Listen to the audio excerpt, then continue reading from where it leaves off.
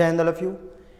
आज के इस वीडियो लेक्चर में हम बात करने वाले हैं केंद्र राज्य संबंध के बारे में। जैसा कि आप सभी को पता है कि केंद्र राज्य संबंध एक ऐसा विषय है, एक ऐसा टॉपिक है जिससे विद्यार्थी आसानी से जुड़ नहीं पाता है। जो काफ़ी समय से तैयारी कर रहे होते हैं ऐसे विद्यार्थी इसे काफ़ी हद तक अच्छे तरीके से तैयार कर लेते हैं, लेकिन ऐसे विद्यार्थी जिन्होंने तैयारी करना प्रारंभ ही किया होता है उन्हें इस टॉपिक या इस विषय से जुड़ने में थोड़ी परेशानी होती है। तो इन्हीं सब बातों का ध्यान रखते हुए आज के इस वीडियो को मैंने बनाना ज़रूरी समझा, ताकि आप इस टॉपिक यानी कि इस विषय से किस तरह आसानी से जुड़ सकते हैं, कैसे इसके अंदर जो बहुत महत्वपूर्ण पहलू हैं उन्हें आप याद रख सकते हैं। क्योंकि जो एग्ज़ाम्स होते हैं, अगर आप रिटन एग्ज़ाम्स में इनके पॉइंट्स को लिखना चाहते हैं तो इसके पॉइंट्स आपको याद भी होने चाहिए। तो उसी सब को हम आज के इस वीडियो में समझने का प्रयास करेंगे। जो केंद्र राज्य संबंध है इसे हम माता पिता और बच्चों के बीच जो संबंध होता है उससे जोड़कर पढ़ने का प्रयास करेंगे। तो इस तरह से हम काफ़ी अच्छे से इससे रिलेट कर पाएंगे, इसे जुड़ पाएंगे और इनके पॉइंट्स को भी याद रख पाएंगे। आज के वीडियो में मैं जिन पॉइंट्स को कवर करने वाला हूं सबसे पहले उसके बारे में समझ लेते हैं। सबसे पहले तो जो टॉपिक है वो हमारा केंद्र राज्य संबंध है। अब जो केंद्र राज्य संबंध है इसके अंतर्गत हम पहला पॉइंट पढ़ेंगे कि इसकी आवश्यकता क्या पड़ी, मतलब क्या आवश्यकता थी केंद्र राज्य संबंध के बारे में बात करने की। दूसरा, जो केंद्र राज्य संबंध है इसका वर्गीकरण यानी कि क्लासिफिकेशन। तीसरे पॉइंट की बात करूं तो यहाँ पे है स्रोत यानी कि सोर्स क्या है, केंद्र राज्य संबंध का स्रोत क्या है। और चौथे पॉइंट की बात करूं तो आपातकाल का केंद्र राज्य संबंध पर क्या प्रभाव पड़ेगा। जी हाँ, इन 4 पॉइंट्स पे आज मैं डिस्कशन करूंगा और ये चारों ही पॉइंट्स बहुत इंपॉर्टेंट है। ये पार्ट 1 है और इसके आगे जो वीडियो आएंगे उसमें मैं जो इसका वर्गीकरण है, चाहे वो विधायी संबंध हो, चाहे वो प्रशासनिक संबंध हो, चाहे वो वित्तीय संबंध हो, उन पर एक सेपरेट वीडियो लेकर आऊँगा। लेकिन ये अभी एक इंट्रोडक्शन पार्ट समझ सकते हैं इस वीडियो का।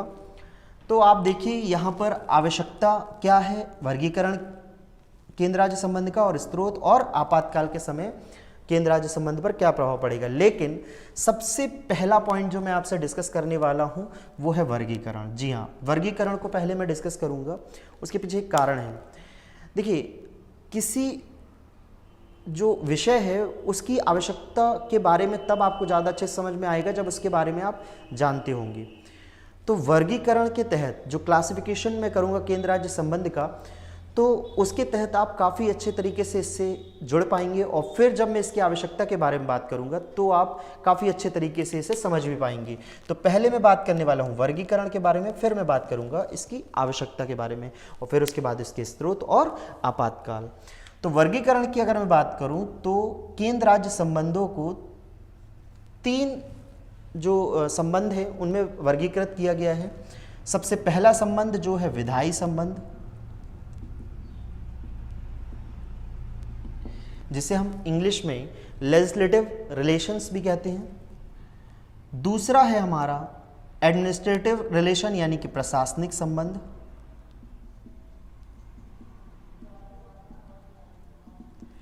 और तीसरा जो संबंध है वो है वित्तीय संबंध।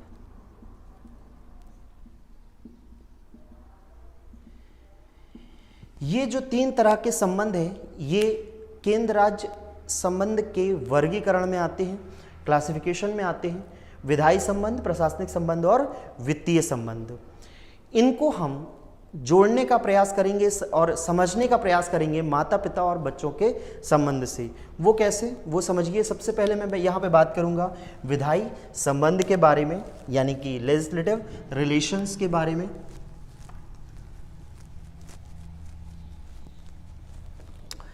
तो विधायी संबंध को हम यहाँ समझेंगे। एक तरफ हम लिख सकते हैं यहाँ पर माता पिता और बच्चों के बीच संबंध, बच्चे हैं यहाँ पर। दूसरी तरफ हम समझेंगे केंद्र और राज्य के बीच संबंध। सबसे पहले हम यहाँ स्टार्ट करते हैं माता पिता से। देखिए, माता पिता और बच्चों का जो संबंध होता है उसे समझने से पहले ये समझिए कि जो माता पिता हैं उनके विषय अलग होते हैं और जो बच्चे होते हैं उनके विषय अलग होते हैं। कहने का तात्पर्य है कि जो माता पिता है वो अपनी जो जिम्मेदारियां हैं उनका निर्वहन करते हैं और जो बच्चे हैं वो अपनी जो गतिविधियां हैं उनको करते हैं।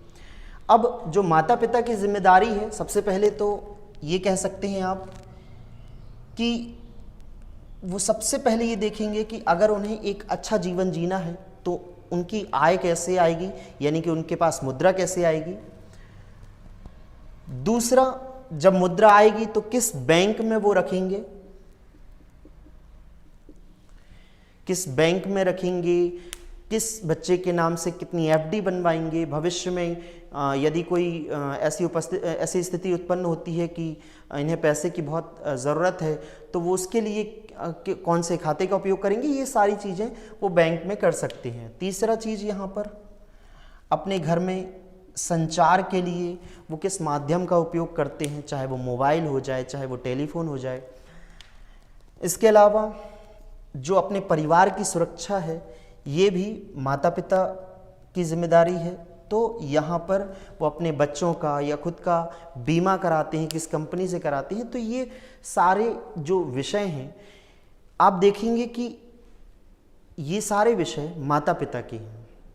यहाँ पे जब मैं बच्चे बोल रहा हूँ तो बच्चे यहाँ पे छोटे बच्चे हैं, मैच्योर नहीं है। यहाँ पे मान के चलिए उनकी उम्र 3-4 साल लगभग है, तो आप छोटे बच्चों को लेके चलिएगा, बड़े बच्चों को नहीं। और माता पिता यहाँ पे जो कहना चाहिए इन विषयों पर या ये जो इनकी जिम्मेदारियां हैं उन पर नियम बना सकते हैं। जो बच्चे हैं वो किस पर नियम बना सकते हैं वह समझिए। बच्चे बात करेंगे खेल की, बच्चे बात करेंगे मनोरंजन की, बच्चे बात करेंगे बाजार जाने की या मेले जाने की, बच्चे बात करेंगे पशुपालन की, मतलब कि कौन सा डॉगी पालना है, कौन सा तोता पालना है, वगैरह वगैरह। तो बच्चों के विषय अलग होते हैं। तो आप यहाँ पे देखिए कि बच्चों के विषय अलग हैं और माता पिता के विषय अलग हैं। माता पिता के विषय उनकी जिम्मेदारियों से जुड़े हैं और बच्चों के विषय उनकी जो गतिविधियाँ हैं, जो बच्चों की छोटे छोटे बच्चों की गतिविधियाँ हैं, मैं उससे कनेक्ट करने की कोशिश कर रहा हूँ। तो ये अब यहाँ पर कुछ ऐसे विषय भी होते हैं, आप इन्हें कॉमन सब्जेक्ट या कॉमन विषय भी कह सकते हैं। कुछ ऐसे विषय भी होते हैं जो कि कॉमन होते हैं एक तरीके से, जैसे कि एक तरीके से आप बात कर सकते हैं यहाँ पर शिक्षा की। शिक्षा की यदि मैं बात करूँ तो आप इसे समझिएगा कि बेशक यहाँ बच्चा शिक्षा प्राप्त करता है, लेकिन वो किस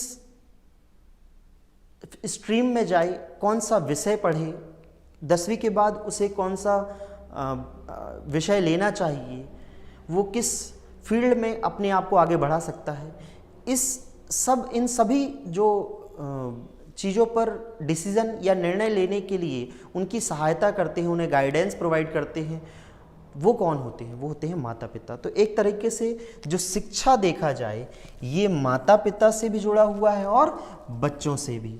शिक्षा बच्चे जरूर प्राप्त करते हैं, लेकिन उन पर कौन सा सही निर्णय लागू हो सकता है इसके बारे में फैसला लेने का जो सही नॉलेज होता है जिसे वो होता है माता पिता को। तो एक कॉमन विषय मैंने यहाँ पे शिक्षा लिया हुआ, मैं और भी विषय लिख सकता हूँ, लेकिन ये समझने के लिए काफ़ी है। अब यहाँ पर समझना कि यहाँ पर है केंद्र और यहाँ पर है राज्य। तो जिस तरह माता पिता के अपने विषय होते हैं जिस पर वो अपनी जिम्मेदारियों का निर्वहन करते हैं, ऐसे ही केंद्र के भी कुछ अपने विषय होते हैं जो कि संघ सूची में शामिल होती हैं। और जिस तरह बच्चों के अपने विषय होते हैं जिन पर वो नियम बना सकते हैं, ऐसे ही राज्य के विषय होते हैं जिन्हें वो राज्य सूची में शामिल करते हैं। मैंने ये जितने भी विषय आपको यहाँ पर बताए हैं वो सारे विषय जो माता पिता के अंतर्गत आ रहे हैं वो केंद्र संघ सूची के अंतर्गत आते हैं या केंद्र के अंतर्गत आते हैं, और जो बच्चों के अंतर्गत मैंने विषय यहाँ पर डिस्कस किए हैं वो राज्य सूची के अंतर्गत आते हैं। यानी कि यहाँ पे जो बैंक है, या पहले मुद्रा लिख सकते हैं आप, यहाँ पर जो मुद्रा है, बैंक है, संचार है, बीमा है, ये सारे विषय संघ सूची में शामिल विषय हैं। वही मैं बात करूं राज्य सूची की, तो जो बच्चों के ये मुद्दे मैंने बताए थे कि वो खेल कौन सा खेलेंगे, वो मनोरंजन कौन सा करेंगे, तीसरा वो बाजार कौन से जाएंगे या मेले कौन से जाएंगे, और चौथा कि वो पशुपालन में किसका पशुपालन करेंगे। तो इन सभी मुद्दों को जो मैंने बच्चों के में बताया वो राज्य के में ले सकते हैं। तो ऐसे विषय जो माता पिता के लिए बताए वो आप संघ सूची के तहत याद कर सकते हैं, और जो बच्चों के तहत बताए वो राज्य सूची के अंतर्गत। अब आप यहाँ पर ये बात समझिए कि जब मैं संघ सूची की बात कर रहा हूँ तो मैंने माता पिता से कनेक्ट किया, और जब राज्य सूची की बात की है तो बच्चों से कनेक्ट करने की बात कही है। तो आप इस तरह से केंद्र और राज्य में जो संघ सूची और राज्य सूची का निर्धारण किया गया है उनके जो विषय हैं आप माता पिता और बच्चों के तहत याद रख सकते हैं। कोशिश करिए कि आपको ज़्यादा से ज़्यादा विषय याद हो जाएं, ये आपके कॉन्फिडेंस को काफ़ी अच्छे तरीके से बढ़ा देते हैं। अब मैंने यहाँ पर एक और कॉमन विषय बोला है इसे, जिसमें मैंने शिक्षा लिखा हुआ है, लेकिन यहाँ पर मैं इसे लिखूंगा समवर्ती सूची। जी हाँ, जैसे ये राज्य संघ सूची राज्य सूची, ऐसे ही होती है समवर्ती सूची। जी हाँ, और जो मैंने यहाँ शिक्षा लिखा हुआ है वो भी यहाँ पर शिक्षा ही लूँगा मैं, क्योंकि शिक्षा एक ऐसा विषय है, मैं यहाँ और भी विषय ले सकता था लेकिन अभी मेरे को कुछ चीज़ समझानी है यहाँ पर, इस वजह से मैंने एक ही विषय लिया है। और भी ऐसे कुछ विषय हैं जहाँ पर मैंने बताया कि माता पिता और बच्चे दोनों से जुड़े हुए होते हैं और दोनों इस पर अपना निर्णय ले सकते हैं। ऐसे ही केंद्र और राज्य के बीच कुछ ऐसे विषय होते हैं जिस पर दोनों अपना नियम बनाने का या निर्णय लेने का अधिकार रखते हैं, और वो शामिल किए जाते हैं यहाँ पर समवर्ती सूची में। लेकिन यहाँ पे मेन कॉन्सेप्ट जो अब मैं समझाने वाला हूँ वह समझिए कि मैंने बात की कि माता पिता को भी शिक्षा से यहाँ फर्क पड़ता है और बच्चों को भी पड़ता है। लेकिन शिक्षा की यदि मैं बात करूँ तो शिक्षा प्राप्त करेगा कौन? वो हैं बच्चे, और शिक्षा प्राप्त करने में उनकी सहायता कौन करेंगे? तो वो है माता पिता। अब एक एग्जाम्पल एक उदाहरण के तहत हम यहाँ समझते हैं कि मान के चलिए कि जो बच्चा है वह कह रहा है कि मैं XYZ कॉलेज में पढ़ूंगा, यहाँ पर फीस भी कम है, और माता पिता कह रहे हैं कि नहीं बेटा तुम ABC कॉलेज में पढ़ोगे, यहाँ भले ही फीस ज़्यादा है लेकिन यहाँ फैसिलिटी अच्छी है, यहाँ रोज़ाना होमवर्क चेक होता है, यहाँ पर बहुत अच्छे से टीचर के द्वारा बच्चों के ऊपर ध्यान दिया जाता है, उनकी अटेंडेंस देखी जाती है, यदि वो कॉलेज नहीं जाते हैं तो उनके माता पिता को बताया जाता है। तो ये माता पिता के हिसाब से बहुत अच्छा कॉलेज है, बल्कि माता पिता को ये अच्छा नहीं लगता है, भले ही इसकी फ़ीस कम है लेकिन यहाँ पर जो माहौल है वो एक अच्छा एटमॉस्फेयर, एक अच्छा माहौल नहीं है जो कि बच्चों के लिए आवश्यक होता है। तो माता पिता कह रहे हैं कि आप ABC कॉलेज में जाओ, और बच्चे कह रहे हैं कि हम जाएंगे XYZ कॉलेज में। अब यहाँ पे विरोधाभास उत्पन्न हुआ। तो मैंने बताया था कि यहाँ पे दोनों ही निर्णय ले सकते हैं, और दोनों का ही निर्णय अगर एक जैसा है तो कोई दिक्कत नहीं, लेकिन दिक्कत तब है जब इन दोनों के बीच में विरोधाभास उत्पन्न हो। तो यहाँ पे विरोधाभास उत्पन्न हो रहा है, मतलब एक दूसरे के अपोज कर रहे हैं। बच्चे बोल रहे हैं XYZ कॉलेज जाएंगे और माँ बाप बोल रहे हैं ABC कॉलेज जाएंगे। तो यहाँ पर किसका निर्णय माना जाएगा?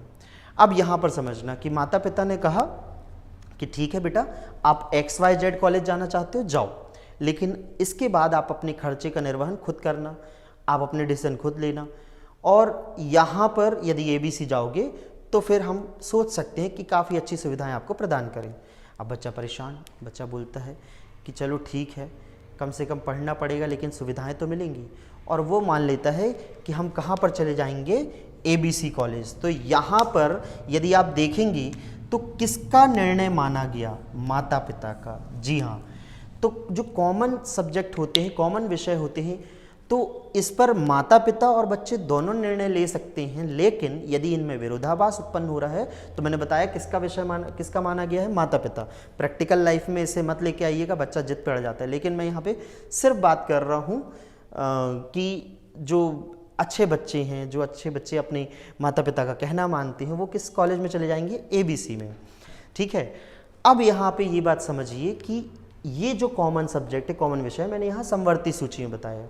तो मैंने जिस तरह बताया कि शिक्षा को लेकर यहाँ विरोधाभास उत्पन्न हुआ, ऐसे ही किसी अधिनियम को लेकर राज्य और केंद्र में विरोधाभास उत्पन्न होता है। चूंकि जो समवर्ती सूची है और जिसके अंतर्गत ये शिक्षा जैसे मुद्दे आते हैं, शिक्षा जैसे विषय आते हैं, तो इसमें राज्य सरकार भी कानून बना सकती है और केंद्र सरकार भी कानून बना सकती है। लेकिन यदि इन दोनों के बीच में विरोधाभास उत्पन्न हो, क्या उत्पन्न हो? विरोधाभास उत्पन्न हो, तो विरोधाभास उत्पन्न होने पर किसका अधिनियम ज़्यादा माना जाएगा या किसके अधिनियम को मान्यता दी जाएगी? तो वो याद रखिए केंद्र, मतलब कि जो केंद्र के द्वारा अधिनियम बनाया जाएगा उसको मान्यता दी जाएगी, ना कि राज्य के द्वारा बनाए गए अधिनियम को। ये बात समझिएगा। ठीक है, अब जो मैंने ये संघ सूची, राज्य सूची बताई, अब यहाँ पे समझिएगा कि ये जो मुद्दे हैं, इन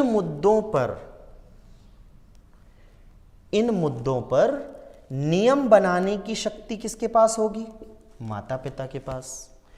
और ये जो बच्चों वाले जो मुद्दे हैं, जैसे कि बच्चों का मुद्दा है खेल, कि कौन सा खेल खेलना है, बच्चों का मुद्दा है मनोरंजन, वो पार्क में जाएंगे या मूवी देखने जाएंगे, वो कौन से बाजार या मेले घूमने के लिए जाएंगे, वो पशुपालन में, मतलब कि कौन सा यहाँ पशु पालेंगे, किस पशु को घर में लेके आएंगे, ये सब जो छोटे छोटे मुद्दे होते हैं, विषय होते हैं, उन पर बच्चे ही निर्णय लेते हैं और उस पर नियम भी बच्चे ही बनाते हैं।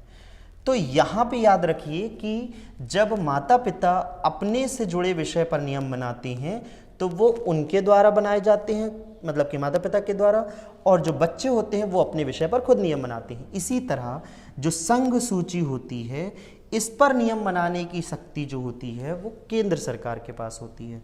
वहीं जो राज्य है, राज्य के जो विषय हैं उस पर नियम बनाने की शक्ति, अधिनियम बनाने की शक्ति होती है राज्य के पास। समझ में आया? तो केंद्र पर जो संघ सूची में शामिल मुद्दों पर जो अधिनियम बनाने की शक्ति होती है वो होती है केंद्र के पास। जो राज्य सूची में शामिल विषय होते हैं उस पर अपनी अधिनियम बनाने की शक्ति होती है राज्य के पास। लेकिन मैंने बताया जैसे कॉमन सब्जेक्ट में, जैसे कि मैंने लिया यहाँ शिक्षा, तो यहाँ पर यदि कोई कॉन्ट्रडिक्शन, एक जैसे, मतलब दोनों, यहाँ केंद्र जो कॉमन विषय है वहाँ माता पिता भी निर्णय ले सकते हैं और बच्चे भी। ऐसे ही केंद्र और राज्य के बीच में होती है समवर्ती सूची, जहाँ केंद्र भी अपना अधिनियम बना सकती है और राज्य भी। लेकिन यदि यहाँ पर कोई विरोधाभास उत्पन्न होता है, केंद्र कुछ और कह रहे हैं, राज्य कुछ और कह रहे हैं, मतलब कि केंद्र कुछ अधिनियम बना रहा है, राज्य कुछ अधिनियम बना रहा है, तो दोनों में से किसका अधिनियम माना जाएगा? तो केंद्र का, जो कि मैंने अभी उदाहरण के तहत आपको बता दिया है। तो ये जो अधिनियम बनाने की शक्ति होती है केंद्र और राज्य के बीच में, जो कि आपने माता और पिता और बच्चों के जो रिलेशन है उसके तहत समझा है, तो इस शक्ति को बोलते हैं हम यहाँ पे, या जो संबंध है उसे बोलते हैं हम विधायी संबंध। जी हाँ, इसे कौन सा संबंध बोला जाता है? तो विधायी संबंध।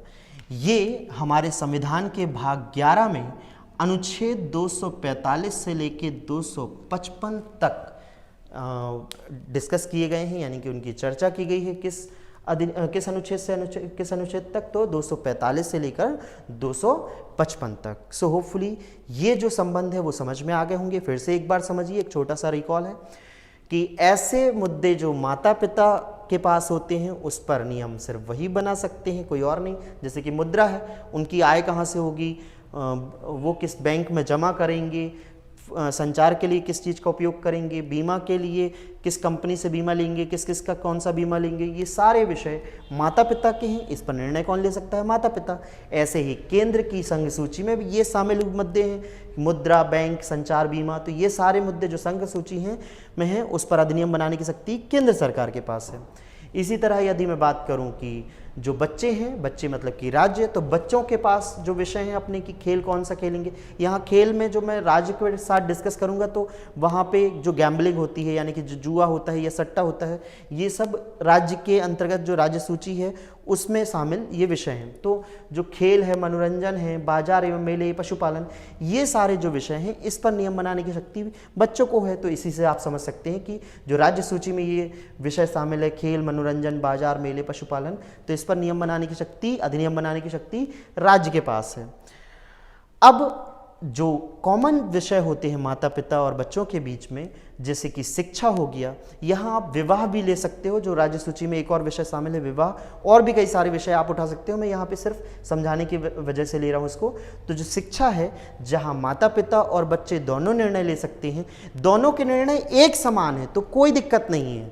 लेकिन यदि इनके द्वारा जो निर्णय लिए जा रहे हैं, जो अधिनियम बनाए जा रहे हैं, जो नियम बनाए जा रहे हैं, यदि उनमें विरोधाभास उत्पन्न होता है, जैसे कि माता पिता बोल रहे थे ABC कॉलेज में जाना और बच्चा बोल रहा था XYZ में, तो किसका माना गया? माता पिता का, कि ABC कॉलेज में जाएगा बच्चा। तो यहीं पर जो केंद्र और राज्य के बीच में भी कुछ ऐसे कॉमन सब्जेक्ट होते हैं जिसे हम समवर्ती सूची में शामिल करते हैं, और ये समवर्ती सूची में शामिल जो विषय होते हैं, इनमें अगर केंद्र और राज्य दोनों अधिनियम बनाना चाहे तो बना सकती है। लेकिन यदि इन दोनों के बीच में विरोधाभास उत्पन्न होता है, या हम बात करें कि किसको सर्वाधिक मान्यता दी जाएगी, तो केंद्र के द्वारा बनाए गए अधिनियम को मान्यता दी जाएगी। और ये जो अधिनियम बनाने की शक्ति होती है, ये अधिनियम बनाने की शक्ति उन्हें मिलती है विधायी संबंध के द्वारा या लेजिस्लेटिव रिलेशन के द्वारा। और इनको भारत के संविधान के भाग 11 में अनुच्छेद 245 से 255 यानी कि आर्टिकल 245 से लेकर 255 तक डिस्कस किया गया है। ठीक है, सो होपफुली ये पॉइंट आपको समझ में आए होंगे कि विधायी संबंध के अंतर्गत किन चीज़ों पर चर्चा की जाती है। इसके अलावा भी एक पॉइंट है कि जैसे ये अधिनियम, इन विषयों पर अधिनियम बनाया गया, केंद्र और राज्य दोनों ने अपना अधिनियम बना दिया, लेकिन ये किन क्षेत्रों पर लागू होंगे और किन क्षेत्रों पर लागू नहीं होंगे, इन सभी बातों पर चर्चा में आगे आने वाले वीडियो पर करूंगा, क्योंकि क्षेत्र के आधार पर भी यहाँ पर विधायी संबंध दर्शाए जाते हैं। लेकिन जैसे कि मैंने आपको बताया कि जो विधायी संबंध है, प्रशासनिक संबंध है और वित्तीय संबंध है, इन सभी पर सेपरेट वीडियो आपको मिलेगा। ये तो सब सिर्फ आपको भी एक इंट्रोडक्शन मिल रहा है यहाँ पर। ठीक है, तो अब यहाँ पर हमने विधायी संबंध पढ़ लिया, अब हम पढ़ेंगे प्रशासनिक संबंध। तो दूसरा जो हम पढ़ने वाले हैं यहां पर, वो दूसरा है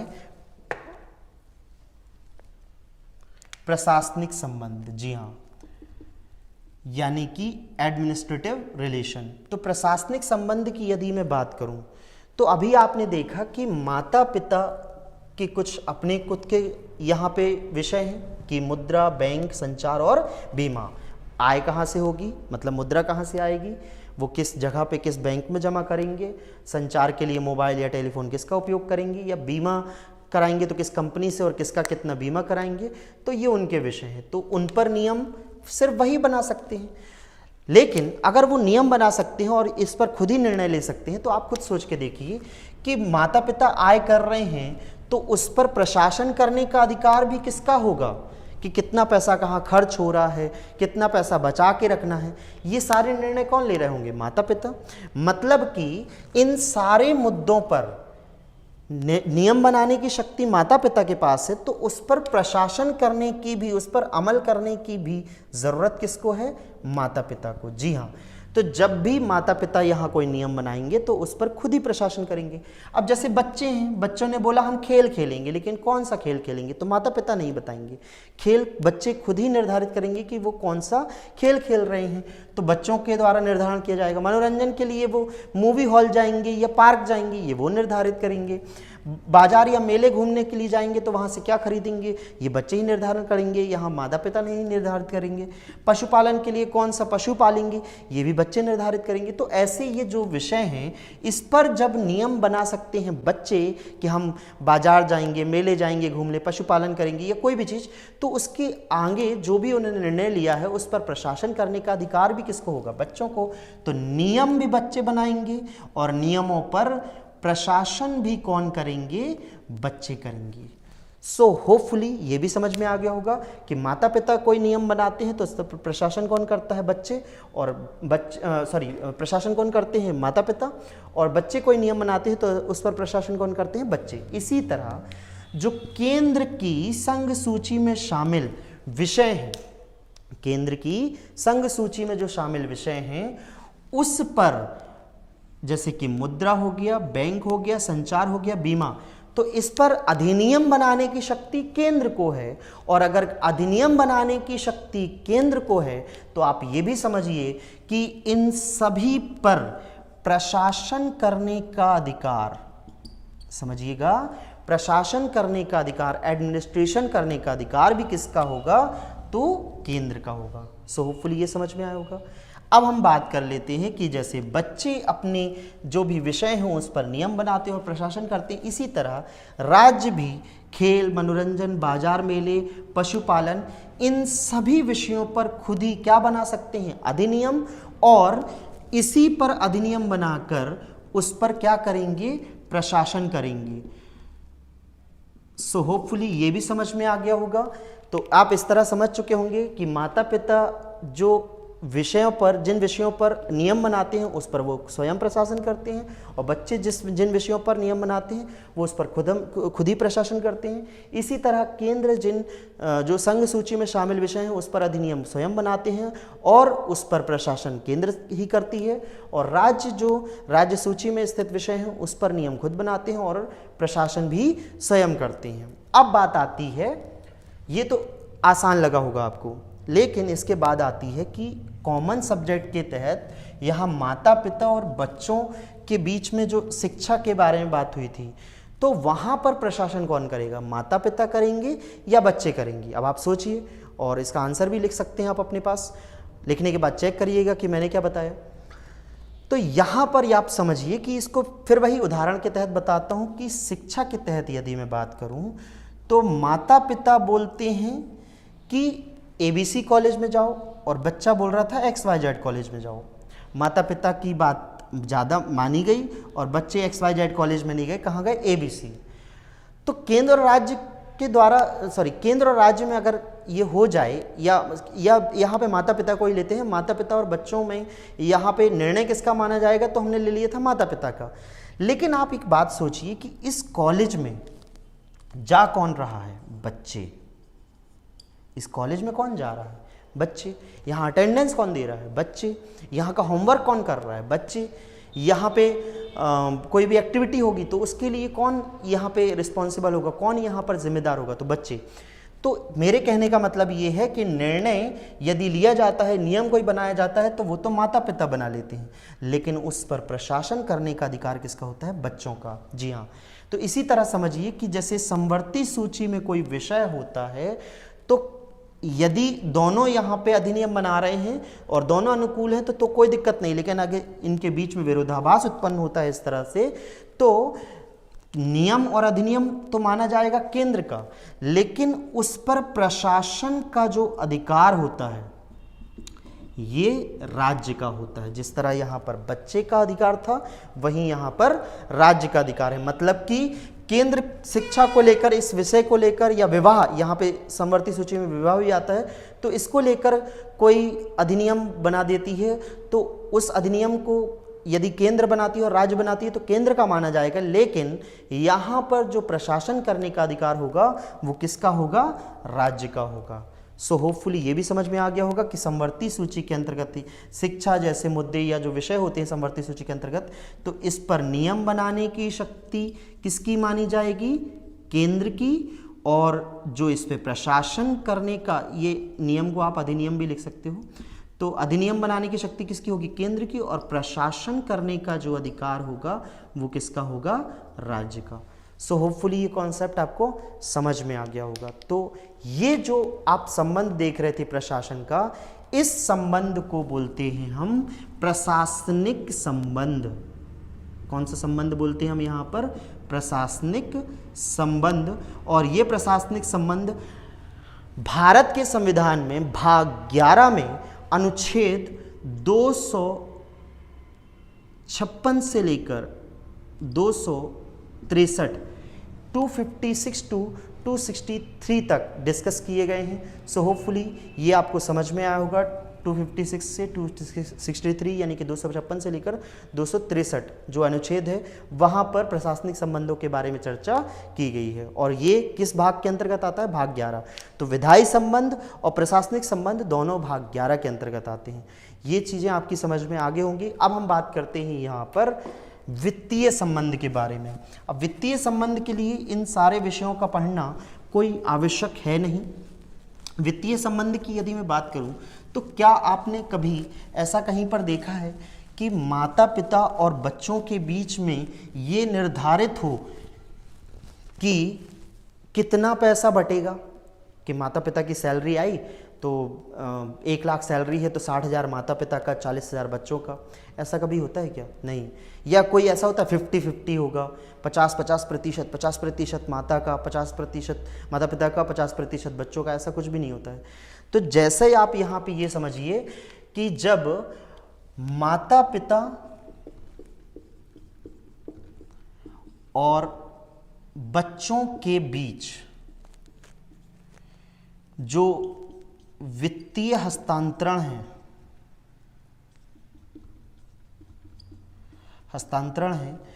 इसका कोई स्थायी उपबंध नहीं होता है कि माता पिता कितने पैसे लेंगे, बच्चे कितने पैसे लेंगे, तो ये नहीं होता है। तो इसी तरह से जो केंद्र और राज्य है, इसके बीच में जो वित्तीय हस्तांतरण की बात होती है,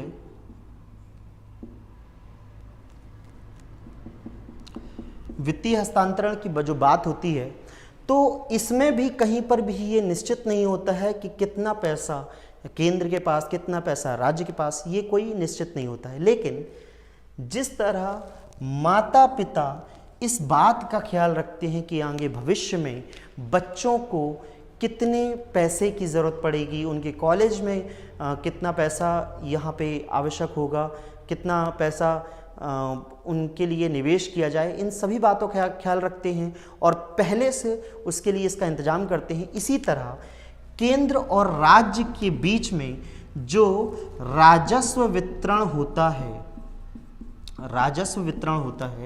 इस राजस्व वितरण के लिए एक रिपोर्ट तैयार की जाती है और ये रिपोर्ट तैयार करता है वित्त आयोग, यानी कि फाइनेंस कमीशन। जी हाँ, यहाँ पे कौन तैयार करता है? वित्त आयोग या फाइनेंस कमीशन।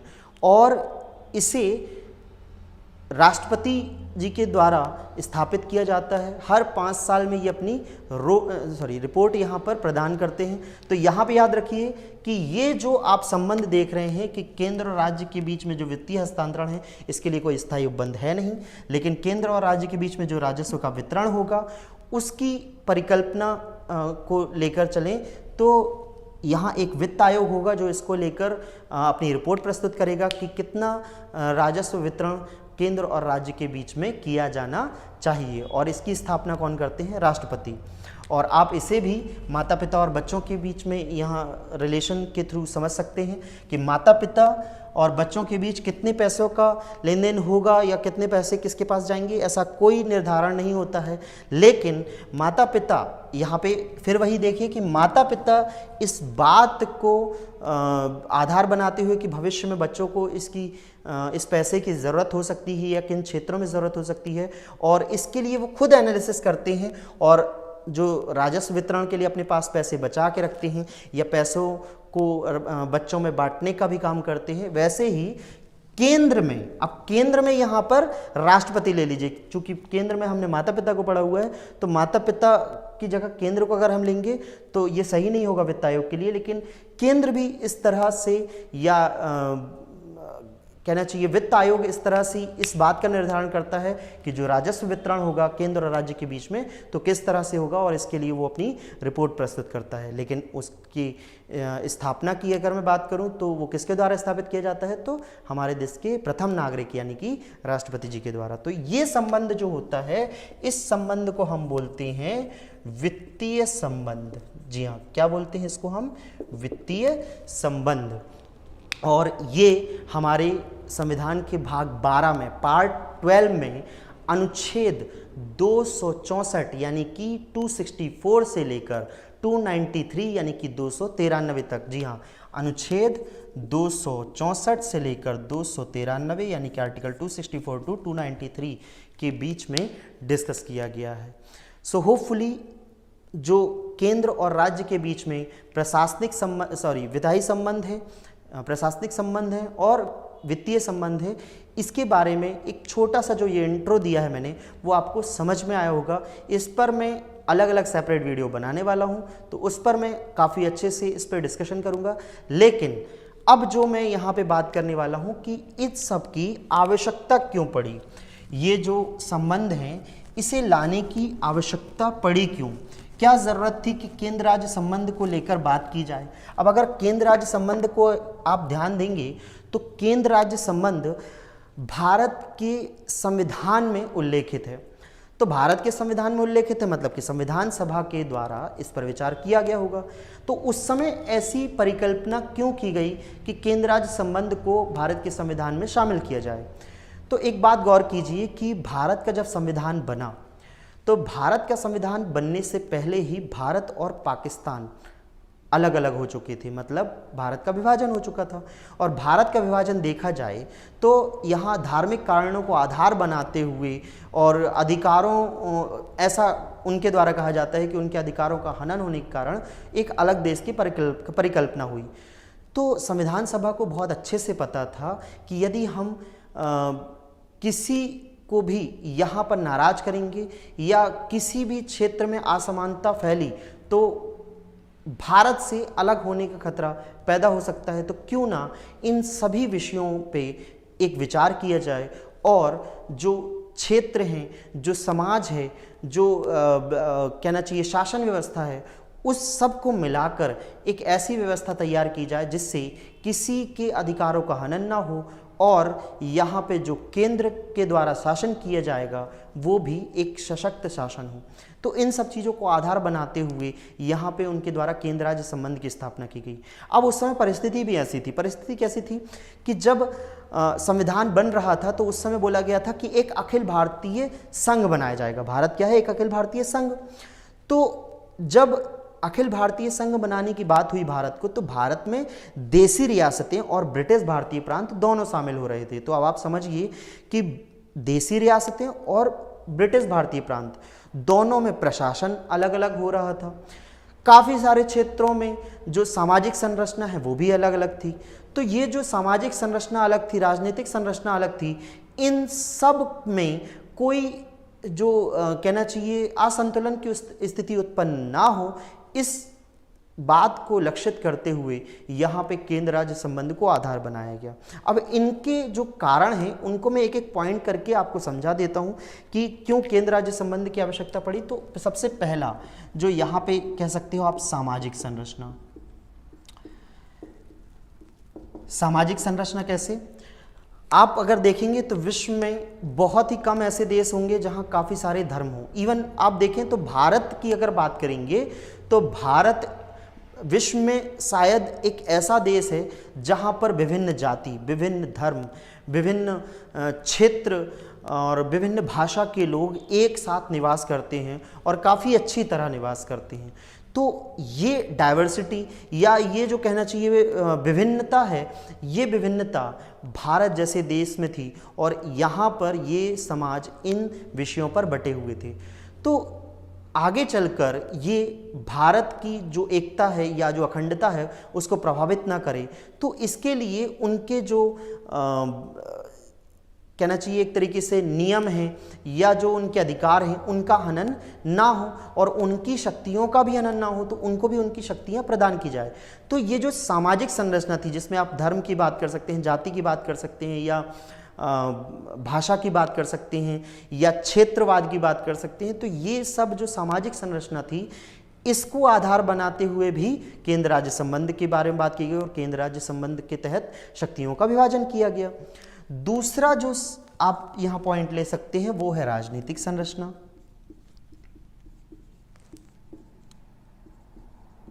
अब अगर राजनीतिक संरचना की मैं बात करूं तो राजनीतिक संरचना कैसी, मैंने अभी बताया कि देशी रियासतों और ब्रिटिश भारतीय प्रांत में विभाजित थे यहाँ पर।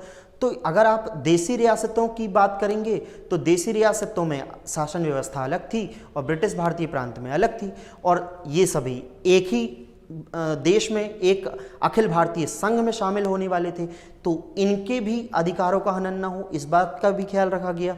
उनकी जो शासन व्यवस्था है उस पर कोई ज़्यादा प्रभाव न पड़े, लेकिन केंद्र भी सशक्त हो इस पर भी ध्यान रखा गया था। तीसरा यहाँ पर आप ले सकते हैं भौगोलिक स्थिति या भौगोलिक संरचना भी बोल सकते हैं आप। भौगोलिक स्थिति या भौगोलिक संरचना, भारत में काफ़ी सारे ऐसे क्षेत्र हैं जो काफ़ी अलग अलग हैं। कहीं हिमालय का क्षेत्र है, कहीं पठार का क्षेत्र है, कोई पहाड़ी क्षेत्र से शामिल हो रहा है, कोई ऐसा क्षेत्र है जो दुर्गम जो रास्ते हैं उनसे गुजरता है। बहुत सारे ऐसे भौगोलिक क्षेत्र थे या भौगोलिक स्थिति ऐसी थी, इन क्षेत्रों को भी भारत में शामिल किया जाना था। लेकिन अगर आप देखेंगे तो कई राज्य जहाँ पे उत्पादन बहुत अच्छा हो सकता था, जहाँ पे मैदानी क्षेत्र था, लेकिन कहीं पर पहाड़ी क्षेत्र था, तो इन राज्यों में भी संतुलन बना रहे, कोई राज्य बहुत आगे ना निकले, कोई राज्य बहुत पीछे ना हो। तो इस वजह से भी केंद्र और राज्य के बीच में जो शक्तियां हैं वो समान तौर पर यहाँ पे वितरित हों। ऐसा नहीं कि कोई राज्य जो ज़्यादा यहाँ पे अपनी कहना चाहिए इनकम कर रहा है, किसी राज्य के पास अपनी खुद की ज़्यादा अर्निंग हो रही है, वो शक्तिशाली हो, जो राज्य यहाँ पे कमज़ोर है उसके पास उसकी शक्तियाँ कम हो, ऐसा ना हो, सभी में समानता हो। और भी कई सारे पॉइंट ले सकते हो आप यहाँ पे, जैसे कि जो संचार एवं परिवहन की बात कर सकते हो। यहाँ पे जो मैंने अभी बात की कि ऐसे कई सारे राज्य हैं जहाँ पे संचार एवं परिवहन बहुत अच्छा नहीं था, कई राज्य ऐसे थे जहाँ संचार एवं परिवहन बहुत अच्छा था। तो ये सारे जो एक तरीके से कारक बोल सकते हो आप इन्हें, या कारण बोल सकते हो, ये कारक थे किसके पीछे, जो आपके केंद्र और राज्य के संबंध के बीच में, और इन्हीं सब को आधार बनाते हुए केंद्र राज्य संबंध की संकल्पना तैयार की गई थी। तो ये थी एक छोटी सी बात आवश्यकता के बारे में केंद्र राज्य संबंध की। अब तीसरी हम बात कर लेते हैं यहाँ पे, जो तीसरा पॉइंट था कि इसका सोर्स क्या है, इसका स्रोत क्या है, केंद्र और राज्य के जो संबंध है इसका स्रोत क्या है। अभी मैंने बताया कि भारत ऐसा विभिन्नता वाला देश है जहाँ विभिन्न धर्म, विभिन्न जाति, विभिन्न क्षेत्र और विभिन्न भाषा के लोग एक साथ निवास करते हैं। शायद ही विश्व में ऐसा कोई देश होगा जहाँ इतनी विभिन्नता पाई जाती हो।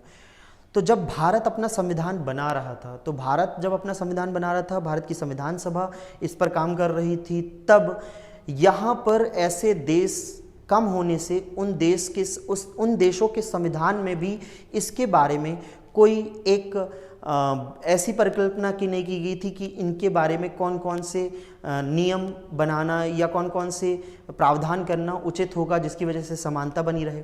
तो ये एक सबसे बड़ा ड्रॉबैक था। लेकिन जो कनाडा था वहाँ पर एक सशक्त केंद्र के बारे में बात की गई थी। जी हाँ, सशक्त केंद्र की परिकल्पना की गई थी। अब यहाँ पे फिर वही माता पिता से जोड़ने का प्रयास करूँगा मैं। देखिए, इसको भी आप माता पिता के हिसाब से देखिए कि माता पिता की जो बच्चे होते हैं वो कभी उनमें अंतर नहीं करते हैं। कोई बच्चा बहुत होशियार होता है, कोई बच्चा बहुत कमज़ोर होता है, कोई बच्चा यहाँ पे स्कूल में ज़्यादा मार्क्स लेके आता होगा, कोई बच्चा यहाँ पे कम मार्क्स लेके आता होगा, लेकिन इससे माता पिता के प्यार में कोई अंतर देखने को नहीं मिलता है। हाँ, वो डांटते ज़रूर हैं, लेकिन वो आपकी भलाई के लिए। लेकिन यहाँ पे यदि मैं बात करूँ तो जो माता पिता और जो बच्चों के बीच में कोई भेदभाव नहीं होता है, वो अपने बच्चों के बीच में कोई भेदभाव नहीं पैदा करते। इसी तरह से जो केंद्र है वो अपने राज्यों के बीच में कोई भेदभाव ना करे, इसका भी ख्याल वहाँ पर रखा गया। लेकिन जैसे माता पिता यदि सशक्त होंगे तो बच्चे उनके निर्णय को मानेंगे, माता पिता यदि सशक्त होंगे तो बच्चों को बुरा काम करने से रोकेंगे। इसी तरह यदि केंद्र सशक्त होगा तो राज्यों के द्वारा यदि कोई गलत निर्णय लिया जा रहा होगा उसे भी रोक पाएंगे, और राज्यों के द्वारा यदि किसी आर्थिक मदद की आवश्यकता होगी या किसी भी चीज़ की आवश्यकता होगी तो वो केंद्र से कर पाएंगे, जिस तरह बच्चे माता पिता से करते हैं। तो ऐसी परिकल्पना को ध्यान में रखते हुए, सशक्त केंद्र को यहाँ पे ध्यान में रखते हुए, यहाँ पे कनाडा से इस मॉडल को लिया गया था। और कनाडा में ही जो केंद्र और राज्य के बीच शक्तियों का विभाजन है, इसको बहुत ही विस्तार पूर्वक बताया गया था, जबकि अमेरिका में या स्विट्जरलैंड में इन सब के बारे में इतनी विस्तार पूर्वक चर्चा नहीं की गई है। अमेरिका में जो केंद्र और राज्य के बीच में जो शक्तियों का विभाजन किया गया है वो बहुत ही संतुलित तौर पर किया गया है। वहीं जो स्विट्जरलैंड का संविधान है उसमें जो राज्य हैं उनको सशक्त बनाने की बात की गई है और केंद्र उतना सशक्त नहीं है। जबकि यहाँ पे यदि मैं बात करूँ कनाडा की, तो यहाँ पर इन्होंने सशक्त केंद्र की बात की है। ये कनाडा के संविधान से लिया गया है। तो कनाडा के संविधान से सशक्त केंद्र की बात की गई है। इवन केंद्र को ही अवशिष्ट शक्तियां प्रदान की गई हैं। जी हां, अवशिष्ट शक्तियां यानी कि रेसिडुअल पावर। तो अवशिष्ट शक्तियां किसके द्वारा प्रदान की गई हैं, किसको प्रदान की गई हैं? तो केंद्र को। तो ये शक्तियां किसके द्वारा प्रदान की गई? कनाडा के संविधान के द्वारा, और इसी को अपनाया है भारत के संविधान ने। वहीं यहां पे जो केंद्र और राज्य के बीच शक्तियों का विभाजन है, केंद्र और राज्य के बीच शक्तियों का जो विभाजन है, शक्तियों का विभाजन, ये विभाजन भी यहाँ पे कनाडा से लिया गया है कि किस तरह से केंद्र और राज्य के बीच में शक्तियों का विभाजन किया जाए। सो होपफुली ये भी समझ में आया होगा कि इसके पीछे के कारण क्या थी या इसकी आवश्यकता क्या थी, और इसके स्रोत भी समझ में आया होगा कि केंद्र राज्य संबंध जो लिया गया है वो किस देश के संविधान से लिया गया है। तो केंद्र राज्य संबंध भारत के संविधान से, कनाडा के संविधान से लिया गया है। सो होपफुली ये पॉइंट भी क्लियर हो गए होंगे।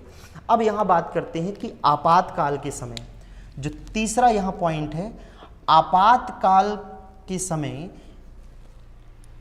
क्या प्रभाव पड़ता है केंद्र राज्य संबंध पर। तो यहाँ पर समझिए कि जो केंद्र राज्य संबंध के अंतर्गत यदि आपातकाल की हम बात करेंगे तो आपातकाल के लागू होने पर पूरी शक्ति केंद्र में समाहित हो जाती है। जी हाँ, यहाँ पे शक्तिशाली कौन होता है?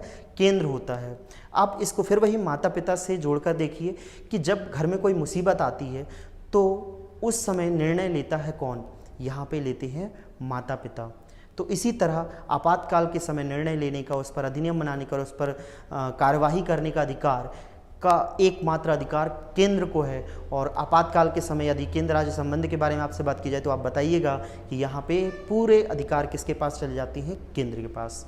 तो आपातकाल के बारे में भी आपको यहाँ पे जो एकात्म रूप है उसके बारे में पता चल गया होगा। तो आप ये बात समझिए कि इन सभी मुद्दों पर जो मैंने आज चर्चा की है, आप इतने पहले पढ़िए, समझिए, और एक बार समझने के बाद इन्हें लिखिए।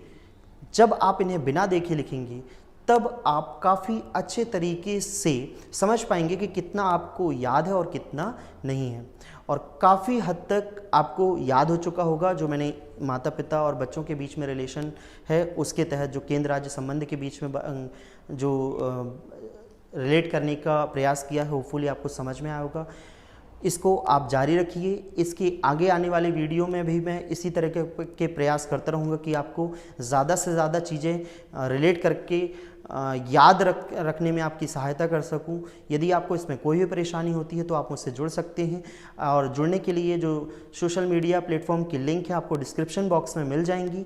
और यदि आप इसको समझते हैं कि ये काफ़ी महत्वपूर्ण विषय था और आप इसे काफ़ी अच्छे तरीके से समझ पाए हैं तो आप इसे अपने सोशल मीडिया प्लेटफॉर्म पर भी शेयर कर सकते हैं। आज के लिए इतना ही रखते हैं। जय हिंद, जय भारत।